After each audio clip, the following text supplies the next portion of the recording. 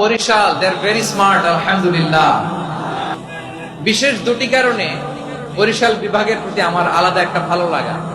এর কারণ, এই অঞ্চলে আলেম ওলামা বেশি, ঠিক কিনা বলেন? আজকের এই প্রোগ্রামে অনেক কওমি মাদ্রাসার মুহতামিম সাহেবরা এসেছেন, আমি শুনেছি। আলিয়া মাদ্রাসার প্রিন্সিপাল হুজুররা এসেছেন, খতিব সাহেবরা এসেছেন, ইমাম সাহেবরা এসেছেন, মুয়াজ্জিন সাহেবরা এসেছেন। এই বিভাগে আলেম ওলামা বেশি।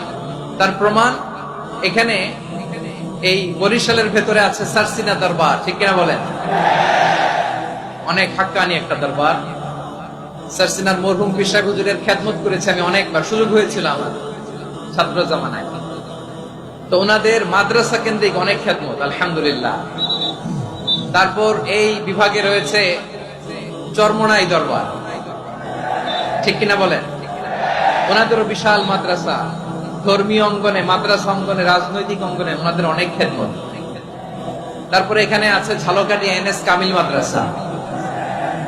আমরা কায়েদ সাহেব হুজুরের কথা শুনেছি, আল ইত্তেহাদ মা আল ইখতিলাফ, মতবিরোধের সাথে ঐক্য, অসাধারণ কথা।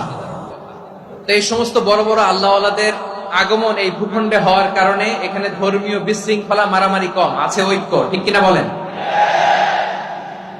বরিশাল বিভাগের প্রতি আমার বিশেষ ভালোবাসার এটা একটা কারণ। ২ নম্বর কারণ হচ্ছে, আমি ঢাকাতে যে মাদ্রাসায় পড়াশোনা করেছি, দারুন নাজাত সিদ্দিকিয়া কামিল মাদ্রাসা, আমার মাদ্রাসার শিক্ষক মন্ডলীর অধিকাংশ হচ্ছে এই বরিশালের, আলহামদুলিল্লাহ। আমাদের শ্রদ্ধেয় প্রিন্সিপাল হুজুর আখম আবু বকর সিদ্দিক হাফিজাহুল্লাহ ওয়া রাআহ, উনি এলাকা সহ পুরো দারুন নাজাত মাদ্রাসার অধিকাংশ আসাতাজে ইকরাম এই ভূখণ্ডের, এই অঞ্চলের হওয়ার কারণে ছোটবেলা থেকেই বরিশালের প্রতি আমার একটি ভালোবাসা। তো আমি অন্তরের অন্তঃস্থল থেকে আবারও শুভেচ্ছা জানাতে চাই। আমি আমাদের অনেক ভাইদেরকে দেখতে পাচ্ছি, আপনারা বসার জায়গা পাননি, দাঁড়িয়ে আছেন এবং খুবই নিশ্চুপ, শান্ত, সুশৃঙ্খল। The people